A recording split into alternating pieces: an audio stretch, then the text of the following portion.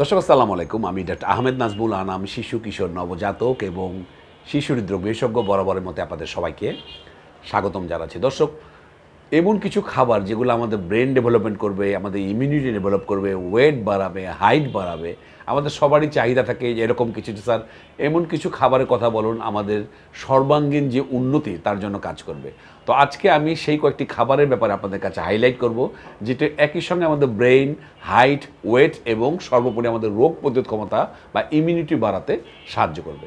তাহলে আজকের যে ভিডিও সেটা অত্যন্ত ইম্পর্ট্যান্ট। আমার বাবুর সর্বাঙ্গীন যে উন্নতিতে আমার বাবুকে আমি কী খাবার দেবো সেটি আজকে আমাদের ভিডিওর মূল উপজীব্য।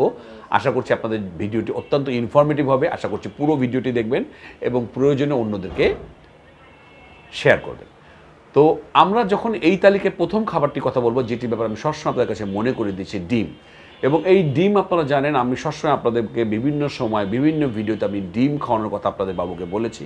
এবং এই ডিমের ভিতরে কিন্তু প্রোটিন, ফ্যাট, ফ্যাট যেগুলো আছে, vitamins, minerals, vitamin D, omega 3 fatty acid, এগুলো সব কিছু আছে যেগুলো আপনার বাবুকে পূর্ণাঙ্গভাবে এই যে তাকে নিরাপত্তা দেবে তার ব্রেন ডেভেলপমেন্টে, তার শরীরের গঠনে, তার বোনস ডেভেলপমেন্টে এবং তার শরীরের যে ইমিউনিটি বাড়াতে কিন্তু এক ভূমিকা রাখবে। সুতরাং আমি বলবো আপনার বাবুকে ডিম খাওয়াবেন।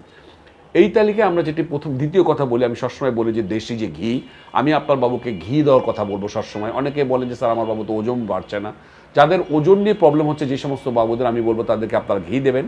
এর ভিতরে ঘি আপনি খুব অল্প পরিমাণে আপনার বাবুকে বেশি পরিমাণ ক্যালোরি বা শক্তি দিতে পারবেন এবং ঘির ভিতরে বিভিন্ন উপাদান আছে যেগুলো আপনার বাবুর ডাইজেশন ভালো রাখবে, আপনার বাবুর ব্রেন ডেভেলপমেন্টে যে ভিতরে আপনি জানেন ওমেগা 3 ফ্যাটি অ্যাসিড, সেটি ব্রেন ডেভেলপমেন্টে সাহায্য করবে। অনেকে দুধ খেলে প্রবলেম হয় কিন্তু ঘি খেলে কিন্তু ডাইজেশন ভালো থাকে এবং আমাদের স্কিনের গ্লো বাড়াতে কিন্তু ঘি সাহায্য করে। সুতরাং আপনার বাবুকে বা আপনি নিজে ঘি খান, প্রতিদিন আপনি ঘি দেবেন। 3 নম্বর যে খাবারটি, সেখানে এই এলাকায় আমাদের এলাকায় একটু চলে কম, আমি রাগির কথা বলবো। আপনারা রাগি আপনাদের বাবুকে দেবেন। এই রাগির ভিতরে প্রোটিন আছে, আয়রন আছে, ফাইবার আছে, প্রচুর পরিমাণে এই ধরনের ইনগ্রেডিয়েন্টসগুলো আছে, যার ফলে এগুলো আপনার বাবুর যে জৈবিক যে প্রক্রিয়ায় সরাসরি সাহায্য করবে। আপনার বাবুর ক্যালসিয়াম, যে এখানে পর্যাপ্ত ক্যালসিয়াম আছে, সেটি কিন্তু আপনার বাবুর যে খাদ্য তালিকা যদি আপনি রাগি রাখেন তাহলে কিন্তু সকল ধরনের ইনগ্রেডিয়েন্টস পেয়ে যাবে এবং আপনার বাবুর নিরাপত্তা নিশ্চিত হবে। 4 নম্বর যেটা বলবো আমরা, যে নাটস অ্যান্ড সিডস।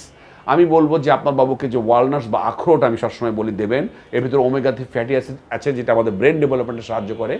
আর আমি সবসময় বলছি যে তিসির যে বীজ, তিসির তেলের কথা আমি বলেছি, তিসির বীজের কথা আমি বলছি। এই তিসির তেল বা বীজ যদি আপনার বাবুকে দেন, এর ভিতরে ওমেগা 3 ফ্যাটি অ্যাসিড আছে এবং এর ভিতরে প্রচুর ফাইবার আছে যেটা আপনার বাবুর হজমে সাহায্য করবে এবং ব্রেন ডেভেলপমেন্টে সাহায্য করবে। সুতরাং এই খাবারগুলো আপনার বাবুকে দেবেন। এবং পরবর্তী যে খাবারের কথা, গ্রিন লিফি ভেজিটেবলস, আমি সবসময় সবজির ব্যাপারে বলেছি। আপনার বাবুকে সবজি খাওয়ান।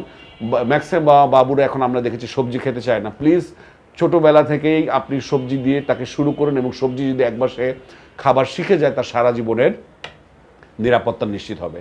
পরবর্তী যে খাবারের কথা বলবেন, সিজনাল ফ্রুটস। বিভিন্ন যে প্রতিটা সিজনে বিভিন্ন ধরনের আপনারা জানেন যে ইম্পর্টেন্ট ফ্রুটসগুলো পাওয়া যায়।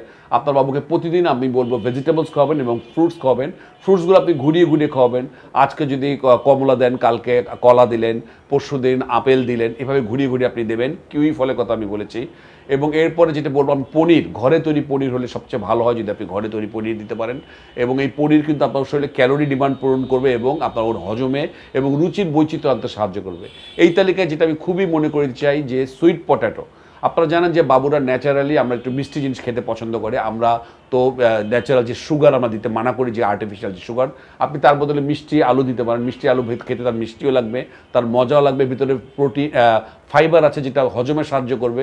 এর ভিতরে বিভিন্ন রকম ইম্পর্টেন্ট ইনগ্রেডিয়েন্টস আছে যেটা আপনার বাবুর স্বাস্থ্য সুরক্ষায় কাজ করবে। শেষ যে খাবারটির কথা বলবো, যে ডাল। বিভিন্ন ধরনের ডাল আপনি দিতে পারেন, তবে আমি বলবো মুগ ডাল আমি বলবো বাবুদের জন্য বেশি শ্রেয় হবে তার হেলথের জন্য। আপনি যে কোনো ডালই দিতে পারেন।